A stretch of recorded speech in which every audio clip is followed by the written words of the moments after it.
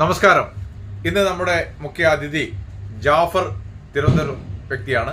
അദ്ദേഹം കോഴിക്കോട് കണ്ണൂർ ജില്ലയിലെത്തിയപ്പോൾ അദ്ദേഹത്തോട് നമുക്ക് ചില വിശേഷങ്ങൾ അറിയാനുണ്ട്. തെരഞ്ഞെടുപ്പുമായി ബന്ധപ്പെട്ട വിശേഷങ്ങളാണ്. ഏകദേശം ജൂൺ 4 നമ്മുടെ പെട്ടി തുറക്കുന്നത്. എന്തായിരിക്കും കേരളത്തിൻ്റെ പ്രതികരണം, വോട്ടർമാരുടെ പ്രതികരണം എന്തായിരിക്കും? എങ്ങനെയാണ് മുന്നണികൾ സീറ്റ് നില മെച്ചപ്പെടുത്തുക? LDF-നാണോ കൂടുതൽ സാധ്യത? UDF-ന് എത്ര സീറ്റ് ലഭിക്കും? ഇതൊക്കെയാണ് ഞങ്ങൾക്ക് അറിയേണ്ടത്. എങ്ങനെയാണ് വിലയിരുത്തുന്നത് താങ്കൾ? കഴിഞ്ഞ തിരഞ്ഞെടുപ്പിൽ രാഹുൽ ഗാന്ധി പ്രധാനമന്ത്രിയാവും. അദ്ദേഹം വയനാട് മത്സരിക്കാൻ വന്നിരുന്നു. ആ ഒരു തരംഗമുണ്ടായിരുന്നു. ആ തരംഗത്തിൻ്റെ ഫലമായി 19 സീറ്റ് UDF ജയിച്ചു വരികയുണ്ടായി. ഈ തിരഞ്ഞെടുപ്പിൽ അത്തരത്തിലുള്ള ഒരു ഓളവും തരംഗവും ഉണ്ട് എന്ന അഭിപ്രായം എനിക്കില്ല. കഴിഞ്ഞ തിരഞ്ഞെടുപ്പിൽ മൈനോറിറ്റീസ്, ക്രിസ്ത്യൻ മുസ്ലിം വോട്ടർമാർ ഗണ്യമായ തോതിൽ ശരിക്കും രാഷ്ട്രീയ വോട്ടുകൾ പോയിട്ടുള്ള മൈനോറിറ്റീസിൻ്റെ വോട്ട് UDF-നാണ് പോയത്. മറ്റൊരു സാഹചര്യം കൂടി ഉണ്ടായിരുന്നു, ശബരിമല ഇഷ്യൂ. അപ്പോൾ അത്തരത്തിലുള്ള സാഹചര്യങ്ങളൊന്നും ഇപ്പോൾ ഇല്ല. പിന്നെ ആർക്ക് കൂടുതൽ സീറ്റ് കിട്ടും എന്നൊരു വിലയിരുത്തൽ നടത്തിയാൽ നിശ്ചയമായും UDF-ന് തന്നെയാണ് കേരളത്തിൽ കൂടുതൽ സീറ്റ് കിട്ടുക. എല്ലാ കാലത്തും കഴിഞ്ഞ കുറേ അധികം തിരഞ്ഞെടുപ്പുകൾ നമ്മൾ പരിശോധിച്ചാൽ നമുക്കത് കാണാൻ കഴിയും. 2004 ഒഴികെ UDF-ന് ഒരു മേൽക്കൈ എല്ലാ ഘട്ടത്തിലുമുണ്ട്. മണ്ഡല പുനർനിർണയം കഴിഞ്ഞ ശേഷവുമുണ്ട്, അതിനു മുമ്പുമുണ്ട്. പിന്നെ ഞാൻ ഉൾപ്പെടുന്ന തിരുവനന്തപുരം മണ്ഡലം 2014, 2019 രാജഗോപാലും കുമ്മനവും മത്സരിച്ചപ്പോൾ അവർക്ക് കൂടുതൽ ശക്തിയുള്ള മേഖലകളിൽ ഉണ്ടായ ഒരു തരംഗം ഈ തിരഞ്ഞെടുപ്പിൽ എനിക്ക് കാണാൻ കഴിഞ്ഞിട്ടില്ല. അദ്ദേഹം തന്നെ നേതൃത്വത്തോട്, രാജീവ് ചന്ദ്രശേഖർ തന്നെ നേതൃത്വത്തോട് ഈ പരാതിയും പരിഭവവും പറയുകയുണ്ടായി. രാജീവ് ചന്ദ്രശേഖർ എന്ന കാൻഡിഡേറ്റ് ശ്രമിച്ചത് തൊട്ടു മുമ്പ് വരെയുള്ള തിരഞ്ഞെടുപ്പുകളിൽ BJPക്ക് സ്വാധീനിക്കാൻ കഴിയാത്ത ചില മേഖലകളിൽ നിന്നും വോട്ട് സമാഹരിക്കാനൊരു ശ്രമം നടത്തി. എനിക്ക് പറയാം, അത്തരത്തിൽ വോട്ട് ആ ശ്രമം വിജയിച്ചു എന്നെനിക്ക് അഭിപ്രായമില്ല. ഏറെക്കുറെ വിജയിച്ചു എന്ന് പറയാം. പക്ഷേ അതിൻ്റെ ഇരട്ടി സ്വാധീന മേഖലകളിൽ നിന്ന് വോട്ട് പോളാവാതിരിക്കുകയോ ചോർച്ച ഉണ്ടാവുകയോ ഒക്കെ സംഭവിച്ചിട്ടുണ്ട്. എനിക്കൊന്ന് അവിടെ തരൂരിനെതിരെ കോൺഗ്രസിന്റെ ഒരു പ്രവർത്തനവും ഉണ്ടായിരുന്നുള്ളൂ.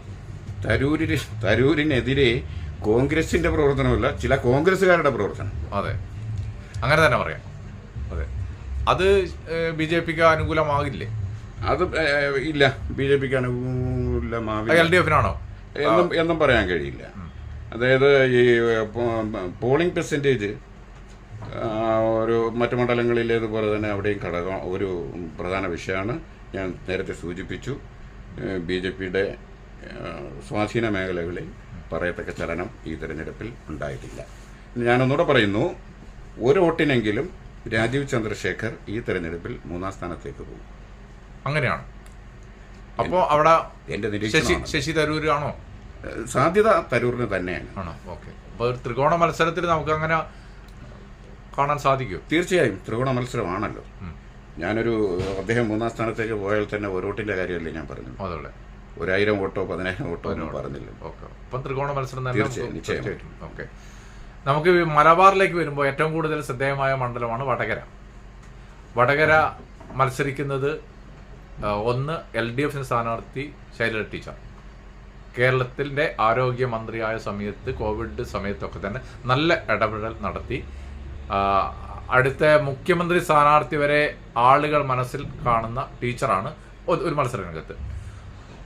UDF സ്ഥാനാർത്ഥി ഷാഫി പറമ്പിൽ ഇപ്പോൾ പാലക്കാട് MLA ആണ്, യുവാവാണ്, ആരെയും ആകർഷിക്കുന്ന രീതിയിലുള്ള പെരുമാറ്റമാണ് അദ്ദേഹം.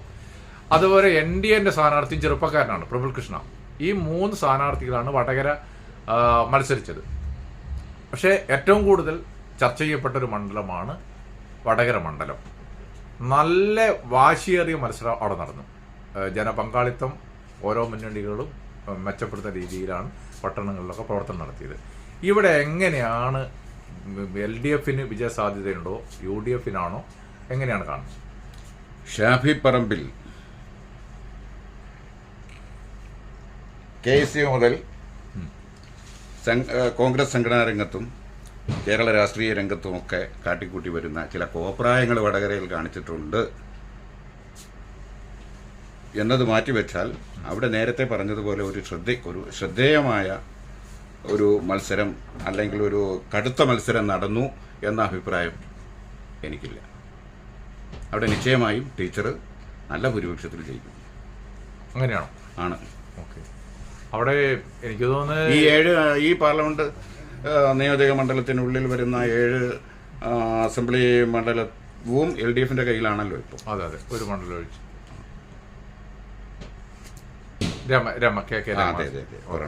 Okay okay. അങ്ങനെ നമ്മൾ തൊട്ടടുത്ത മണ്ഡലമാണ് കണ്ണൂർ, കോഴിക്കോട്. അവിടെയും മലബാറിൽ ശ്രദ്ധേയമായ മത്സരം എവിടെ നടന്നു എന്ന് ചോദിച്ചാൽ കണ്ണൂരാണ് നടന്നത്. കണ്ണൂർ. കാസർഗോഡ് എന്താണ് അഭിപ്രായം? കാസർഗോഡ് ഉണ്ണിത്താൻ അതുപോലെ തന്നെ CPMന്റെ ജില്ലാ സെക്രട്ടറിയാണ് മത്സരിച്ചത്. നല്ലൊരു മത്സരം വന്നിട്ടുണ്ട്. റിസൾട്ട് എങ്ങനെ ഇരിക്കുമെന്ന് ഊഹിക്കാൻ പറ്റില്ല, എനിക്കിപ്പോൾ പ്രവചിക്കാൻ കഴിയില്ല. കോഴിക്കോട് എങ്ങനെയാണ്? കോഴിക്കോട് രാഘവമാഷി ജയിക്കും. കരീം ക തൊഴിലാളി വർഗത്തിൻ്റെ നേതാവാണ്. മന്ത്രിയായ സമയത്തൊക്കെ ഒരുപാട് ഇടപെടൽ നടത്തിയിട്ടുണ്ട്. കോഴിക്കോടുകാരൻ തന്നെയാണ്. അപ്പം സാധ്യതയില്ലേ?